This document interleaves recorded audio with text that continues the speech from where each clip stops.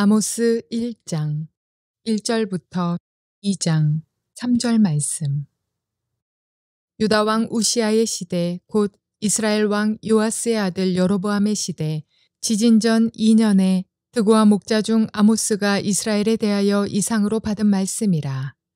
그가 이르되 여호와께서 시온에서부터 부르짖으며 예루살렘에서부터 소리를 내시리니 목자의 초장이 마르고 갈멜산 꼭대기가 마르리로다. 여호와께서 이와 같이 말씀하시되 다메섹의 서너 가지 죄로 말미암아 내가 그 벌을 돌이키지 아니하리니 이는 그들이 철 타작기로 타작하듯 길르앗을 압박하였음이라. 내가 하사엘의 집에 불을 보내리니 베나닷의 궁궐들을 사르리라. 내가 다메섹의 빗장을 꺾으며 아웬 골짜기에서 그 주민들을 끊으며 베데덴에서 규 잡은 자를 끊으리니 아람 백성이 사로잡혀 기르에 이르리라. 여호와께서 말씀하셨느니라.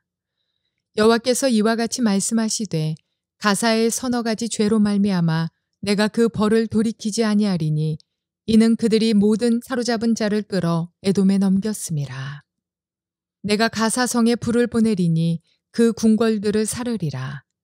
내가 또 아스돗에서 그 주민들과 아스글론에서 규를 잡은 자를 끊고 또 손을 돌이켜 에그론을 치리니 블레셋에 남아있는 자가 멸망하리라. 주 여호와께서 말씀하셨느니라. 여호와께서 이와 같이 말씀하시되 두로의 서너 가지 죄로 말미암아 내가 그 벌을 돌이키지 아니하리니 이는 그들이 그 형제의 계약을 기억하지 아니하고 모든 사로잡은 자를 에돔에 넘겼음이라. 내가 두로성에 불을 보내리니 그 궁궐들을 사르리라. 여호와께서 이와 같이 말씀하시되 에돔의 서너 가지 죄로 말미암아 내가 그 벌을 돌이키지 아니하리니 이는 그가 칼로 그의 형제를 쫓아가며 긍휼을 버리며 항상 맹렬히 화를 내며 분을 끝없이 품었음이라. 내가 대만에 불을 보내리니 보스라의 궁궐들을 사르리라.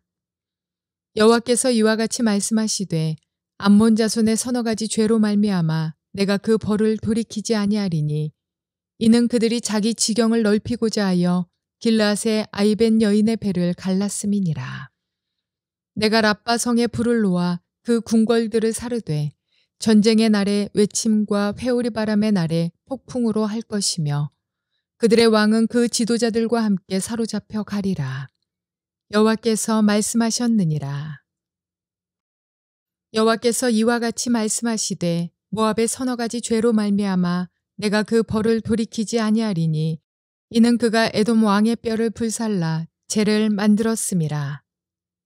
내가 모압에 불을 보내리니 그리웃 궁궐들을 사르리라. 모압이 요란함과 외침과 나팔소리 중에서 죽을 것이라. 내가 그 중에서 재판장을 멸하며 지도자들을 그와 함께 죽이리라. 여호와께서 말씀하시니라. 좋은 날입니다. 성령님께서 오늘도 여러분들의 심령 가운데 큰 은혜와 평강으로 함께하여 주시기를 주님의 이름으로 축복합니다. 자, 오늘 저는 여러분들과 함께 아모스서 1장 1절부터 2장 3절까지 말씀 함께 살펴보기로 원합니다. 오늘 말씀의 제목은 정의의 하나님이 침묵하지 않으실 때, 이런 내용으로 은혜를 나누기로 원합니다. 아모스서 개요에서 말씀을 드렸는데 아모스서는 하나님의 공의와 하나님의 정의에 대해서 강조하고 있는 그런 책입니다. 이제 오늘부터 여러분들과 한 장씩 한번 살펴볼 텐데요. 그 하나님의 공의와 정의가 무엇인지, 그것을 우리의 삶 가운데 어떻게 적용할 수 있는지, 이런 부분들 한번 살펴봅시다. 오늘 말씀은 1절부터 2장 3절까지 말씀을 한번 살펴볼 것입니다. 내용상 같이 그렇게 구분을 하는 게 맞을 것 같습니다. 자, 먼저 1절과 2절 말씀인데요. 1절과 2절은 책 전체의 머릿말과 같습니다. 먼저 한번 1절 말씀을 읽어보도록 하죠. 유다 왕 우시아의 시대, 곧 이스라엘 왕 요아스의 아들 여로보암의 시대, 지진전 2년에 드고와 목자 중 아모스가 이스라엘에 대하여 이상으로 받은 말씀이라, 그렇게 말을 하고 있습니다. 자, 1절은요, 이 책의 표제와 같습니다. 표제라는 것은 제목이라고도 말할 수 있고, 혹은 이 책에 일종의 책에 대한 정보를 담아놓고 있는 것을 표제라고 말을 할 수 있습니다. 본격적으로 이 내용을 들어가기 전에 먼저 이것을 읽고 들어가면 도움이 되는 것, 뭐 그런 것을 하는 것이죠.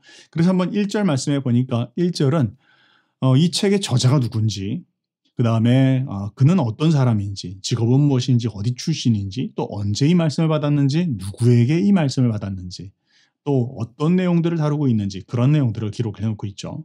자, 이 책은 누가 쓴 책입니까? 아모스가 이 책을 썼습니다. 아모스는 누구입니까? 그는 드고아 출신의 그는 목자였습니다. 그럼 언제 받은 것입니까? 그는 여로보암 2세 때 받았고요. 누구에게 받았습니까? 바로 북이스라엘을 대상으로 한 예언의 말씀을 받았습니다. 구체적인 내용은 무엇입니까? 바로 하나님께서 주신 말씀이죠. 자, 그것이 바로 1장 1절에 있는 이 책 전체의 그런 표제입니다. 자세한 내용들은 사실 개요에서 말씀을 드렸기 때문에 반복하지는 않겠습니다. 그런 가운데에서 조금 특별하게 보이는 것이 지진전 2년에 그가 받은 말씀이다라고 하는 부분들입니다. 여러분, 이 지진전 2년 굳이 거기다 넣을 필요가 없을 것 같은데 굳이 여기다 넣은 이유가 있습니다. 실제로 고고학적 발견에 의하면 주전 760년경에 큰 대지진이 이 지역에 있었습니다. 그러니까 아모스가 이 예언의 말씀을 받았던 때가 언제였냐면 그 지진이 일어나기 2년 전에 이 예언의 말씀을 받았다는 것이죠. 그리고 나서 사실은 이 예언서, 이 아모스서는 그 지진이 있고 난 후에 기록된 것으로 보입니다. 그러니까 지금 의미가 무엇이냐면 이렇게 설명을 할 수 있을 것입니다. 사람들이 이 책의 내용들을 읽어보면서 이렇게 반응하면서 읽으라는 것이죠. 여러분, 지금 여러분들이 갖고 있는 이 책, 또 여러분들이 지금 듣게 될 이 말씀을 여러분 굉장히 주의해서 들어셔야 합니다. 이유는 무엇인 줄 아십니까? 바로 이 책의 저자인 아모스가 누구냐면 바로 대지진 기억나시죠? 그 대지진을 예언한 선지자입니다. 그 대지진이 있기 전에 하나님으로부터 미리 예언의 말씀을 받았고 그 말씀을 했고 그 지진이 실제로 일어났다는 것이죠. 그러니 여러분 지금 이 하는 말씀을 가볍게 들어서는 안 될 것입니다. 라고 주의를 기울이라는 것이죠. 그것이 지금 1절에 이야기하고 있는 내용입니다. 자, 그러면서 이제 2절 본격적으로 그가 받은 내용이 무엇인지에 대한 내용으로 들어가는데 그런데 1장 2절 말씀은 그 내용을 구체적으로 언급하기보다는 그 분위기를 먼저 설명하면서 이렇게 이야기합니다. 그가 이르되 여호와께서 시온에서부터 부르짖으시며 예루살렘에서부터 소리를 내시리니 목자의 초장이 마르고 갈멜산 꼭대기가 마르리로다. 지금 구체적인 내용들은 이제 앞으로 나올 것이지만 이 분위기를 먼저 전하는데 그 분위기가 어떤 분위기인지를 보니까 여기서 주의해 보셔야 할 말씀은 부르짖는다라는 표현입니다. 부르짖는다라는 건 다른 그런 성경의 다른 구절과 비교해서 봤을 때 사자의 포효 소리입니다. 여러분 사자의 포효 소리 들어보셨습니까? 물론 우리가 무슨 다큐멘터리라든지 TV로 보면 별로 그렇게 두렵지 않겠지만 한번 진짜 사자를 만나서 그 사자나 호랑이가 포효하는 소리를 눈앞에서 듣는다면 어마어마한 공포와 두려움이 느껴지겠죠. 아모스가 하나님이 말씀하시는 내용을 들었을 때 그 공포는 그 압도하는 힘은 진짜 이루 설명할 수 없도록 너무나 공포스러웠다, 두려웠다. 지금 그렇게 설명하고 있는 겁니다. 그 하나님이 근데 어디서 포효하시는지 보니까 시온에서부터 예루살렘에서부터 그러니까 예루살렘 성전에서 하나님께서 마치 사자가 포효하듯 으르렁 하고 하나님이 소리를 내시는데 그것이 너무나 떨렸는지 목자의 초장이 마르고 갈멜산 꼭대기까지 예루살렘으로부터 갈멜산까지 굉장한 거리가 있죠. 그런데 거기까지 풀들이 말랐다라는 것이죠. 여러분 뭐 SF 영화 같은 거 보시면 막 무슨 누가 손을 쫙 펼치거나 소리를 꽉 내면 앞에 있는 나무들이 훅 쓰러지는 뭐 그런 거 있지 않습니까? 그런 것처럼 하나님의 포효 소리에 그 주변에 있는 모든 나라들에게 영향을 미치는 그런 일들이 있었다라는 것을 지금 이야기하면서 지금 이야기를 시작합니다.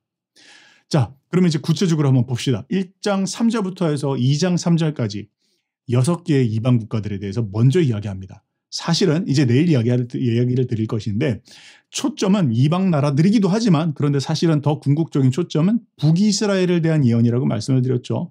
먼저 6개의 주변에 있는 나라들에 대해서 하나님이 예언을 하시고 그 다음에 남유다, 북이스라엘 측면에서 봤을 때 남유다도 이방 나라니까 다른 나라니까요. 남유다에서 다루시고 이제 마지막으로 최종적으로 북이스라엘에 대한 예언을 심판하시는데 그 이야기를 하기 전에 그 주변에 있는 나라부터 먼저 멀리 있는 것부터 하나님께서 하나씩 차례대로 그들에 대한 하나님의 포효소리, 그들을 왜 하나님이 심판하실 수밖에 없는지에 대한 이야기들을 하면서 그 포위망을 좁혀오기 시작하더라는 것이죠. 자, 이제 그런 관점에서 봅시다. 먼저 첫 번째, 하나님께서 포효하신 그 첫 번째 대상은 다메섹입니다.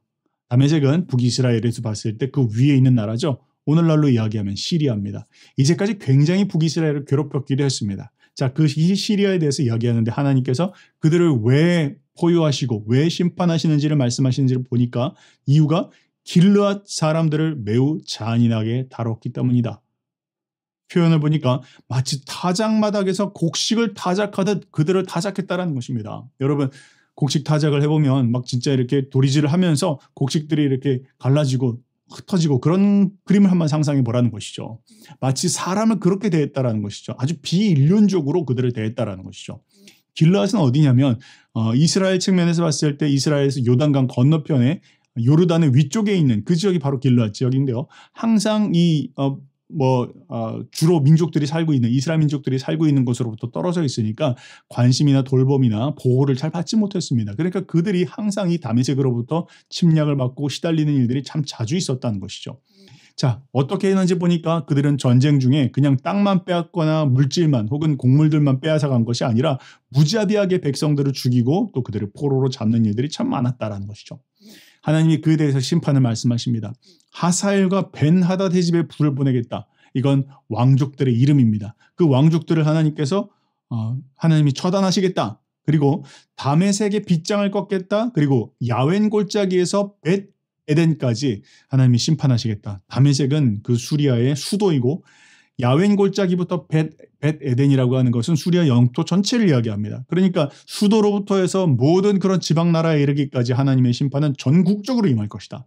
또한 주인부터 규 잡은 자까지 왕부터 백성에 이르기까지 하나님의 심판은 철저하게 이루어지게 되어질 것이다 라는 것을 지금 말하고 있는 것입니다. 한마디로 말하면 무엇입니까? 바로 너희가 바로 행한 그대로 내가 너희들에게 돌려줄 것이다 라고 지금 이야기하고 있는 것이죠. 그들의 죄는 무엇이었습니까? 바로 하나님의 백성들에 대해서 하나님의 민족에 대해서 혹은 다른 민족이라 할지라도 다른 민족들에 대해서 그들이 아주 잔인하게 무자비하게 죽인 일들을 하나님은 그냥 두고 보시지 않겠다.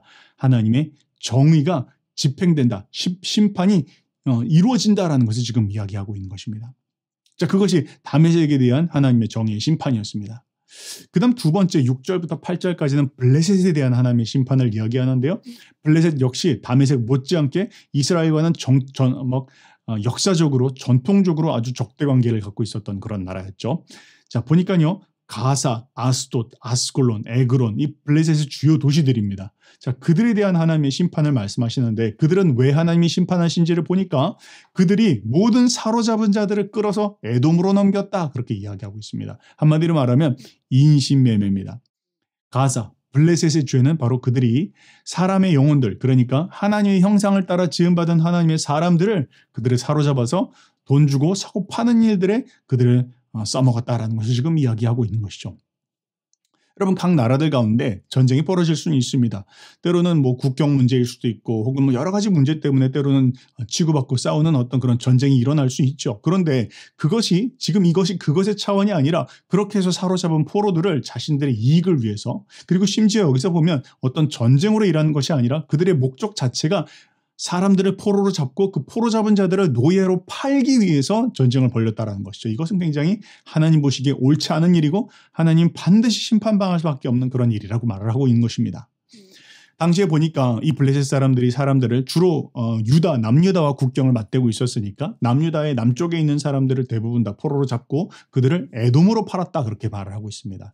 에돔 지역에는 구리가 굉장히 풍성합니다. 그러니까 그 구리 광산에서 일하고 있는 많은 노동자들이 그렇게 해서 팔려온 노예들이었다라는 것이죠. 바로 이 블레셋이 저질렀던 가장 큰 죄가 바로 그렇게 노예로 사고 파는 일들 바로 그 일로 말미암아 하나님은 이 블레셋을 반드시 단죄하실 수밖에 없었다라고 지금 말하고 있는 것입니다.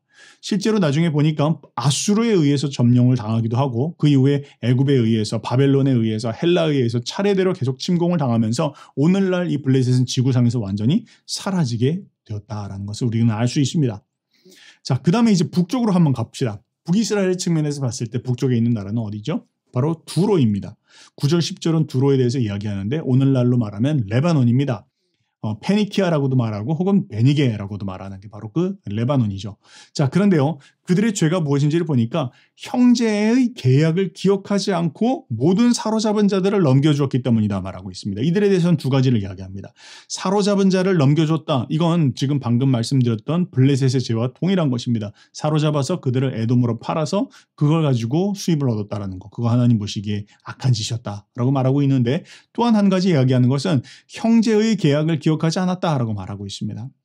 여러분 기억나십니까? 예전에 다윗과 솔로몬 당시에 이 두로와는 상당히 관계가 좋았습니다. 두로의 히람이라고 하는 자가 성전을 짓는 것까지 심지어는 왕궁과 성전을 짓는데도 큰 도움을 많이 주었죠. 관계가 굉장히 좋았습니다. 또 시간이 많이 흘러서 나중에 북이스라엘의 아합의 아내였죠. 이세벨도 바로 이 두로에서 온 그런 여자였습니다. 관계가 나름대로 괜찮았다는 것입니다. 그런데 시간이 흘러가면서 아마 자신들에게 이익이 안 되었던가 봅니다. 그러면서 형제 간의 그런 계약들을 일방적으로 파기하고 그리고 그들을 사로잡아서 에돔으로 팔아넘기는 이런 일들을 했다라고 지금 이야기하고 있는 것입니다. 실제로 여러분 그 두로에는 보면요. 그 두로의 수도가 섬에 있었다라고 합니다. 그러니까 아마 난공불락이었겠죠. 섬에 성을 쌓아놓고 살고 있었으니까 쉽게 공격해 들어올 수 없었을 것입니다. 그런데 나중에 그러한 두로의 성도 알렉산더에 의해서 함락을 당하게 되고요. 그 지도자들도 죽임을 당하고 3만 명이 넘는 사람들이 그들이 행했던 그대로 종으로 팔려가게 되었다라고 지금 이야기하고 있는 것입니다. 그들의 죄는 무엇입니까? 국가 간의 조약과 그들의 계약을 자신들의 이익을 따라서 파기하는 일들. 혹은 인신매매하는 일들 이런 일들에 대해서 하나님은 반드시 그 정의를 가지고 하나님은 그것을 따져 물으시고 반드시 그것을 단죄하신다라고 말씀하고 있는 것입니다. 그 다음에 11절과 12절은 에돔에 대한 심판입니다. 자, 에돔은 누구죠? 에돔은 야곱의 형입니다. 그러니까 이스라엘 측면에서 봤을 때는 그 야곱의 형 에서의 후손인 에돔은 이스라엘과 형제인 민족들이죠. 관계를 잘 진행했어야 됐습니다. 자, 그런데 역사 속에서 봤을 때 이 에돔만큼 이스라엘을 진짜 아주 지긋지긋하게 괴롭힌 나라들도 없었다라고 말할 수 있죠. 에돔은요, 나중에 블레셋에 의해서 남유다가 멸망을 당할 때 그 블레셋 군대의 선봉에까지 서기를 했습니다. 그리고 예루살렘 성이 함락되고 무너지는 걸 보면서 그 에돔 사람이 그렇게 좋아했다라고 성경을 이야기하고 있습니다. 그러니까 이 유다와 예루살렘이 쑥대밭으로 만들어지는 데 있어서 아주 큰 기여를 했던 게 바로 그 야곱의 형 에서의 후손들, 이 에돔 사람들이었다는 것이죠. 그들의 죄가 무엇인지를 보니까 성경도 말하기를 그는 참 잔인했다. 그리고 그는 형제 애를 버렸다. 또 화를 내며 분을 끊임없이 품었다라고 말합니다. 여러분 때로는 형제간에 싸울 때도 있죠. 의견이 다를 수도 있고 또 마음에 용서하지 못한 일들을 그런 일이 있을 수도 있습니다. 그런데 성경은 이야기하기를 그들은 참으로 잔혹했고 형제애를 버렸고 그리고 그 마음 가운데 분낸 것, 화내는 것을 절대로 용서치 않고 그것을 끝까지 품었다. 그것이 하나님 보시기에 참 도리에 어긋나는 일이었다라고 말합니다. 그래서 하나님은 뭐라 하십니까? 대만과 보스라에 불을 내리실 것이다. 궁궐과 왕들을 궁궐을 태울 것이고 왕들을 죽일 것이다. 그렇게 말씀하고 있습니다. 그 다음에는 암몬에 대한 심판인데요. 13절부터 15절까지입니다. 암몬은 요단강 동편에 있는 그런 민족이죠. 모압으로 봤을 때는 모압의 북쪽에 있는 자들입니다. 자, 그런데 이 암몬은 아까 처음 말씀드렸던 길르앗과 아주 가깝게 국경을 그러니까 국경이라고 표현을 합시다. 국경을 마주대하고 있는 그런 민족들입니다. 그러니까 길르앗과 계속해서 싸움이 있었던 것이죠. 자, 근데 그들이 무엇을 했는지를 보니까 자기들의 영역, 지경을 넓히려고 길르앗의 아이벤 여인의 배를 갈랐다 그렇게 이야기하고 있어요. 참 이거 정말 할 수 없는 짓이죠. 인륜을 어긋나는 그런 짓들입니다. 자신들의 땅을 더 넓히기 위해서 아이벤 여인의 배를 갈랐다. 여러분 왜 굳이 그렇게까지 했어야 됐을까요? 그냥 전쟁터에서 남자들끼리 싸워가지고 영토 넓히면 되지 않습니까? 그런데 굳이 그렇게까지 잔혹하게 한 것은 여러분 오늘날도 그런 일들 벌어지고 있죠. 예를 들면 어떤 IS 같은 테러리스트들 이런 사람들 굉장히 잔혹하게 일부러 그렇게 하죠. 이유는 무엇입니까? 공포감을 느끼도록 하기 위함입니다. 또 그 땅에 있는 사람들이 우리랑 싸울 생각하지 말아라. 저항을 하지 말라고 하는 것이고 그 땅을 그냥 버리고 도망가라고 하는 것이죠. 그런 이유 때문에 이런 나쁜 짓을 벌였던 겁니다. 자, 하나님께서 결코 좌시하지 않으시겠죠. 그런 것에 대해서 하나님은 반드시 단죄하신다라고 지금 이야기합니다. 여러분, 우리가 아무리 어떤 뭐 테러리스트든 어떤 민족이든 어떤 다른 사람들이든 누구든 간에 사람들에게 두려움을 주고 또 혹은 압박감을 주고 공포감을 줄 수는 있을지 모르겠습니다. 그런데 우리가 기억해야 될 게 있죠. 무엇입니까? 하나님은 절대로 두려워하지 않습니다. 그런 테러리스트들에 대해서 혹은 하나님은 그런 악한 그런 나라와 민족들에 대해서 그들의 악함에 대해서 하나님은 절대 눈도 하나 깜빡하지 않으시고 하나님은 반드시 그들을 심판하신다라고 지금 이야기하고 있습니다. 그다음 마지막으로 2장으로 넘어가서 1절부터 3절까지의 말씀은 모압에 대한 하나님의 심판을 이야기합니다. 근데 이 모압은 어떤 일들을 했는지 보니까 에돔 왕의 뼈를 불살라 죄를 만들었다 이렇게 이야기하고 있어요. 참 이것도 잔인한 일입니다. 당시에 죽음이라고 한 건 참으로 숭고한 그런 일, 어떤 일이었습니다. 그러니까 사람들이 죽고 나서 그렇게 묻혀 있는 사람의 그 무덤에 있는 뼈를 꺼내서 그걸 가지고 석회를 만들었다. 그걸 가지고 죄를 만들고 석회를 만들어서 벽에다가 바르는 일들을 하였다. 이거는 당시에 참 비인간적이고 비도덕적인 그런 행위였다라는 것이죠. 그것에 대해서 하나님 뭐라 말씀하십니까? 왕궁을 불태울 것이다. 그렇게 말씀하시죠. 자, 여러분 이것이 바로 하나님의 정의가 그냥 하나님이 그냥 잠자고 계신 하나님이 아니라 하나님의 정의, 하나님께서 침묵하지 않으실 때 그 정의에 따라서 심판하실 때 이루어지는 일들이다라는 것을 이야기하고 있습니다. 물론 이제 앞으로 하나님의 그 초점은 그 관역은 이제 남유다에 거쳐서 북이스라엘에 이르기까지 그 초점은 계속 이어질 것입니다. 그러나 오늘 우리가 볼 수 있는 것은 무엇입니까? 하나님은요, 비단 이스라엘의 하나님이 아니십니다. 하나님은 온 열방의 하나님이십니다. 그리고 하나님은 그냥 이스라엘 민족들 괴롭힌 것에 대해서 내가 심판할 거야. 지금 그렇게 이야기하고 있지 않습니까? 않습니다. 마지막에 뭐라 말합니까? 모압에 대한 하나님의 심판은 그 모압이 에돔에 대해서 대한 것에 대한 하나님의 심판이라고 이야기하고 있죠. 이스라엘에게 피해 준 것만이 아니라 너희들 간에 이방 나라들 간에서도 하나님의 공평과 정의를 따라서 행하지 않는 일들에 대해서 하나님은 반드시 심판하신다라고 지금 이야기하고 있는 것입니다. 여러분 지금의 이 세상을 돌아보면서 우리는 기억해야 합니다. 무엇을 기억해야 합니까? 하나님은 지켜보고 계십니다. 하나님의 공의로운 잣대, 하나님의 정의로운 잣대로 하나님은 세상사의 모든 일들, 나라와 민족들 가운데 일어나고 있는 모든 일들을 지금 지켜보고 계십니다. 하나님은 침묵하시지 않습니다. 정의의 하나님은 언젠가 그들의 악에 대해서 하나님 반드시 개입하실 날이 오고 그것에 대해서 그들이 한 그대로 돌려주시는 때가 온다라는 것을 지금 이야기하고 있습니다. 우리의 모습을 돌아보아야 되겠죠. 나는 과연 하나님 앞에 공의롭게 정의롭게 행하고 있는지 우리의 모습들을 한번 돌아보아야 할 것입니다. 그렇게 우리가 하나님 앞에 우리 스스로의 모습들을 다듬어 갈 때 하나님의 축복이 이어지고 또 하나님의 지키심과 돌봄이 이어지는 그런 삶을 살아갈 수 있다는 거 우리가 기억해야 할 것입니다. 그렇게 승리하시는 저와 여러분들 되시기를 주님의 이름으로 축복합니다.